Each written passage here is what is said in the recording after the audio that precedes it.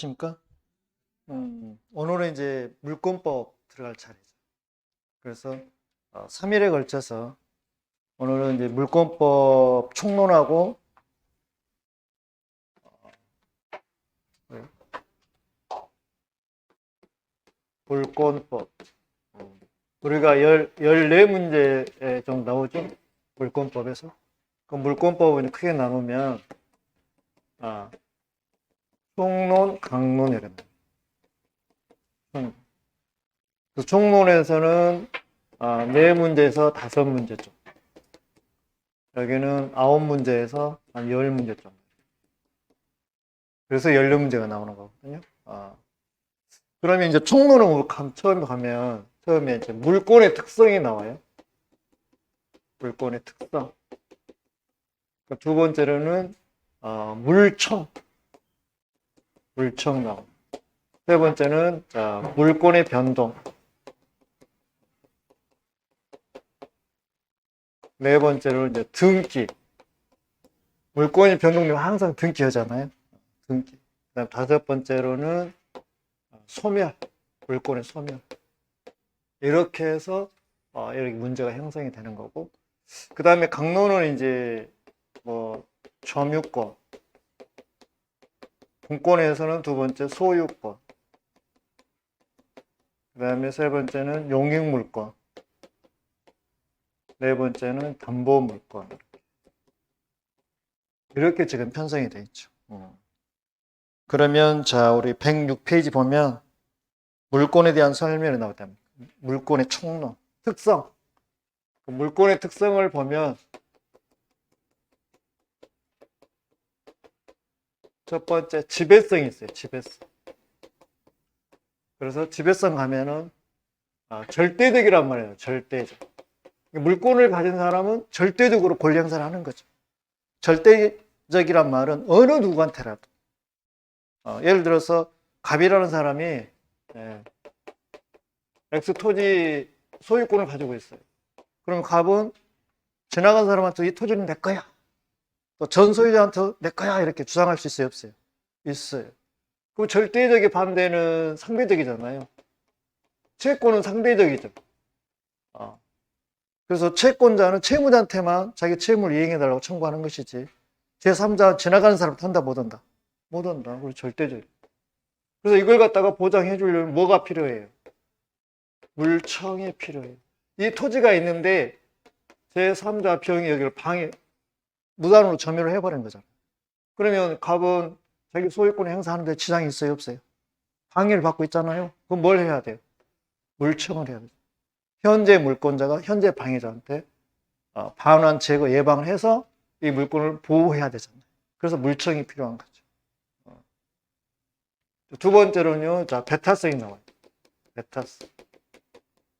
여기는 일물 일권주의가 나와요. 일물 일권주. 그 물건 하나에는 권리가 몇 개만 온다고요? 하나만 오는. 그러면은 이 토지가 있으면 소유권은 하나밖에 못 와요. 소유권. 일물 일권주. 그러려면 이걸 갖다가 알려야 되잖아요. 그래서 뭐가 나와요? 공시원칙이네요. 공시원칙. 그래서 어떻게 해요? 부동산은 뭘로 공시해요? 등기로 공시하는 거고. 동사는요? 점유로 공시하는 거죠. 그래서 일물 일권지를 관철하려면 공시원칙이 뒷받침이 돼요. 그럼 여기 비슷한 게 뭐 공신원칙 있잖아요. 공신원칙은 이 공시를 믿고 거래한 사람을 보호해 주는 게 공신원칙인데 우리 민법에서는 공신의 원칙은 부동산에서는 인정을 해요, 안 해요? 안 해요. 그러니까 내가 그 등기부를 믿고 거래해서 내가 손해를 발생한다 할지라도 국가에 대해서 국가를 상대로 해서 배상 청구 못 하는 거잖아요. 또 그 믿고 거래한 사람 보호가 안 되는 거잖아요. 그러나 동산은 인정돼요, 안 돼요? 인정이 돼요. 그게 무슨 취득? 선의취득. 선의취득은 우리 시험 범위는 아닌데 이제 다른 시험에서는 엄청 중요해요, 이게. 우리는 이제 부동산 시험이다 보니까 이게 좀 안 들어가는데. 또 이렇게 나와요. 이제 물권, 일물권주의에서 물권 법정주의에 가면은 이렇게 나와요. 하나의 물건에 같은 종류, 같은 내용, 같은 순서는 동시에 올 수 있다, 없다? 없다. 이 말이 관찰이 돼요. 이게 이제 일물일권주의. 그러면 엑스토지대에서 종류는 이제 우리가 8개 물권 종류 있잖아요. 점유권부터 이제 저당권까지. 그러면 이 물건 하나에 소유권 2개는 못 와요. 그렇죠? 동시에 올 수가 없어요. 자, 소유권의 내용은 사용 수익하고 처분하는 내용이에요. 하나의 물건이 있으면 하나의 이익이 있으면 다른 거 못 내 이 말이죠. 그 다음에 반드시 뭐가 있어요? 순서가 있어요. 그러면 저당권은 하나의 물건에 2개 올 수 있어요, 없어요? 저당권은 있어요. 그러나 순서가 동시에 못 와요. 못 와요. 1순위, 2순위 순서가 정해지잖아요. 그래서 하나의 물건에는 같은 종류, 같은 내용, 같은 순서는 동시에 올 수 있다, 없다? 없다. 그게 일물일권주의를 설명해 주는 거예요. 그 다음에 세 번째, 자, 우선적 효력이 나와요. 우선적 효력. 우선적 효력. 그러니까 예를 들어서 물권 대 물권이에요. 그럼 누가 우선이에요? 항상 먼저 생긴 놈이 임자예요. 선순위 우선이에요. 물권끼리는 먼저 생긴 놈이 임자예요. 그 다음에 만약에 물권하고 뭐하고요? 물권하고 채권하고 경합이 됐어요. 그럼 누가 우선이에요? 이게? 물권이 우선이에요. 물권이 우선. 순서가 우선적 효력이 있다는 얘기예요. 물권에. 자, 그러면 자 1번 문제 보겠습니다. 물권에 대한 설명으로 틀린 거 그랬어요. 자, 민법 185조. 185조는 자, 내용 강제, 종류 강제, 내용 강제. 그러면 자, 우리가 점유권 있잖아요. 그 다음에 본권 있잖아요. 자, 본권에는 소유권하고 제한물권이 있어요. 제한물권. 그럼 제한물권에는 자, 용익물권 있고 담보물권이 있어요. 그래서 용익에는 지지처, 담보는 유질처. 그러면 점유권, 소유권 여기 3개. 종류는 딱 몇 개? 8개 강제 있어요. 국회에서 의한 법률 외에는 새로 만들 수 있다, 없다? 없다. 만들면 무효예요. 강행 규정이니까. 그 다음에 자, 소유권의 내용은 뭐예요? 뭐 하는 거예요? 사용 수익하는 거하고 처분하는 거예요. 이게 소유권의 내용이에요. 만약에 지상권은요, 남의 토지를 뭐 하는 거예요? 사용 수익하는 것이 이 내용이에요. 저당권은요, 무엇이 내용이에요? 처분하는 것이 내용이에요. 왜? 채무자가 만약에 변제를 안 하면 경매를 실행해서 여기서 처분해서 돈 받아가는 우선 변제 받는 거잖아요. 그러니까 종류도 강제, 내용도 강제. 다르게 정하면 효력이 있다, 없다? 없다. 그럼 1번 보겠습니다. 민법 185조 물권 법정주의는 자, 새로운 종류 물권을 창설할 수 없다는 소극적 내용에 그치는 것이 아니라 이게 종류 강제는 소극적이다 이 말이에요. 법에 딱 정해있다 이 말이고, 그 다음에 그 법률이 정하는 내용이나 효력을 변경해서, 그러니까 내용이나 효력이 내용 강제거든요. 다른 내용 또는 다른 효력을 갖게 해서는 안 된다는 적극적 내용까지 포함한다. 그러니까 소극적은 종류 강제, 적극적은 내용 강제 이 말이에요. 맞는지 뭐 틀린지 뭐. 맞는지. 그 다음에 2번 물권은 누구에 대해서나 주장할 수 있다는 점에서 자, 절대성 동관. 절대성, 절대적이에요. 누구한테도 주장할 수 있어요. 그래서 마음대로 못 만드는 게 종류 만들어 놓고요. 그리고 이걸 갖다가 피해가 발생하면 안 되니까 거래 질서를 위해서 공시를 하는 거잖아요. 그래서 공시가 등기예요. 이렇게 해놔야만이 내가 만약 어떤 사람이 부동산을 취득하려고 할 때 등기부를 띄워보면 선순위 권리자 있는지 없는지 알 수 있고요. 처분자 있는지 없는지, 뭐 가처분, 가압류 이런 거 있는지 안다, 모른다? 안다. 그럼으로 인해서 거래 질서를 지켜주는 거예요. 거래 안전이 유지가 되는 거예요. 그 다음에 3번 용익물권은 토지나 건물 일부에 설정할 수 있다. 사용수익이니까 일부도 가능해요. 전부도 가능하고. 그러나 담보물권은 처분이니까 일부는 돼요, 안 돼요? 안 돼요. 전부 해야 돼요. 그 다음에 4번 아파트 분양권은 소유권은 객체가 될 수 있다, 없다. 자, 물권이 되려면은요, 현존해야 돼, 현존. 그리고 특정이 돼야 돼. 그리고 독립성이 있어야 돼.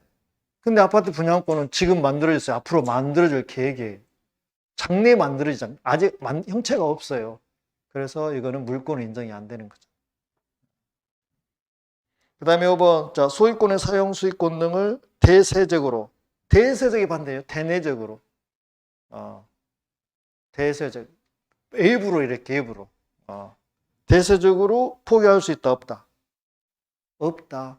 그러나 대내적으로, 일시적으로는 가능해요, 불가능해요? 예를 들어서 갑이 X 건물을 가지고 있는데 다른 사람한테 전세권을 내놨어요. 그 전세권은 기간이 있잖아요. 뭐 5년 했어요. 그럼 5년 동안 나의 사용 수익이 딱 멈춰 있다가 5년이 지나면 전세권 소멸 다시 나한테 복귀가 되잖아요. 그러니까 이 권리를 일시적으로, 대내적으로 제한하는 것은 상관이 없지만, 자, 그냥 영구적으로, 대세적으로 포기하는 것은 효력이 있다, 없다? 없다. 그래서 5번이 맞는, 틀린 지문에서 맞는 답이네요. 그러면, 자, 그 2번으로 내려가면은요, 물권에 관한 설명 틀린 거 했네요. 그러면 1번. 이제, 토지는 필지단이고 건물은 동단이란 말이에요. 그러면, 자, 1번. 1필지 토지 일부의 저당권 설정할 수 있다, 없다? 처분이니까 전부 해야 된다고. 용익은 일부도 가능하지만. 그래서 맞는 지문. 자, 2번은요, 물권은 현존하지 않는 물권은 장래 물권 있잖아요. 대해서는 성립할 수 있다, 없다? 없다. 현존하지 않으니까. 첫째 물권은 현존해야 돼.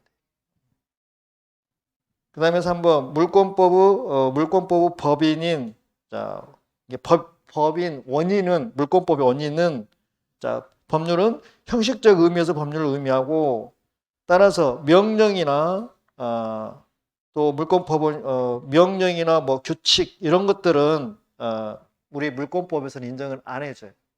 법률로만 인정해. 법률로. 우리가 뭐 보면 시행령, 뭐 시행규칙 막 그런 거 있잖아요. 명령 이런 것들 인정 안 한다 이 말이죠. 오로지 법률만 인정한다 이 말이죠. 그 다음에 4번 채권 후 공시는 불필요하지만, 왜 채권은 공시가 불필요할까요? 당사자들끼리만 효력이 있기 때문에 공시가 필요 없어요. 채권은. 채권자하고 채무자 관계에서만 이루어지는 거잖아요. 대외적으로는 안 이루어지잖아요. 그러니까 공시가 필요 없어요. 근데 물권은요, 대내적으로 이루어져요? 대외적으로 이루어져요? 대내도 이루어지고 대외적으로 다 이루어져요. 그러니까 공시가 필요한 거예요. 그 다음에 5번 물권은 일반적으로 채권에 뭐한다? 우선한다. 그래서 답 2번이 틀렸네요. 그 다음에 3번 보실게요. 물권에 관한 설명은 옳은 거 그랬어요. 자, 지상권은 본권이 아닙니까? 저 보세요. 본권 소속에는 소유권을 유시해서 7개 물권이 있잖아요. 그래서 1번 틀렸고요. 자, 2번은요. 자, 온천에 관한 권리는 관습법상 물권이다. 온천은 찬물이요, 따뜻한 물이요? 따뜻한 물. 지하수는요? 찬물. 우리 땅 속에가 지금 이게 군데군데 있잖아요. 이렇게 보면. 이렇게 보면. 이렇게. 이게 찬물이면 뭐이고요? 찬물이면 지하수고. 이게 따뜻한 물이에요. 그럼 무슨 물이에요? 그러면 온천수예요. 온천수. 온천수. 우리는 이 물들은 토지의 일부에 있는 거예요. 토지 일부. 그래서 물권의 객체가 될 수가 없어요. 토지 일부니까. 만약에 물권의 객체가 되려면 토지 일부 해야 돼, 전부 해야 돼. 전부 해야 돼요. 일필지 전부 해야 돼. 그래서 지하수나 온천수는 토지 일부로 보기 때문에 물권의 객체가 될 수 없다. 그래서 관습상 물권이라 하면 틀려요. 될 수가 없다 그래야 되고. 그 다음에 3번 타인의 토지에 대한 관습법상 물권으로서 통행권, 사도 통행권. 그 밑에가 공원 이용권. 이거는 또 배타성이 없어요. 자, 물권으로 인정이 되려면 다른 사람 배제하고 나만 배타적으로 그걸 사용 수익해야 돼. 내가 만약에 건물의 전세권을 가지고 있어요. 그러면 그 건물에 대한 사용 수익 나만 갖는 게 물권이에요. 전세권이. 나도 너도 다 같이 공동으로 써버리면 그거는 물권이 아닌 거죠. 배타성이 없으니까. 그러면 통행권이나 공원 이용권은 나만 이용해요? 누구라도 다 같이 이용해요? 누구라도 다 같이 이용해요. 우리 저기 아파트 단지에 보면 조그마한 공원 있는 게 이게 근린공원이거든요. 그죠? 그러면 그 아파트 사는 사람만 이용해요? 지나가는 사람도 이용해요? 지나가는 사람도 이용해요. 배타성이 없는 거죠. 그래서 물권은 인정이 안 돼요. 자, 원래 사유주인데 도로로 만들어 놨어요. 그럼 나만 이용해요? 다른 사람도 이용해요?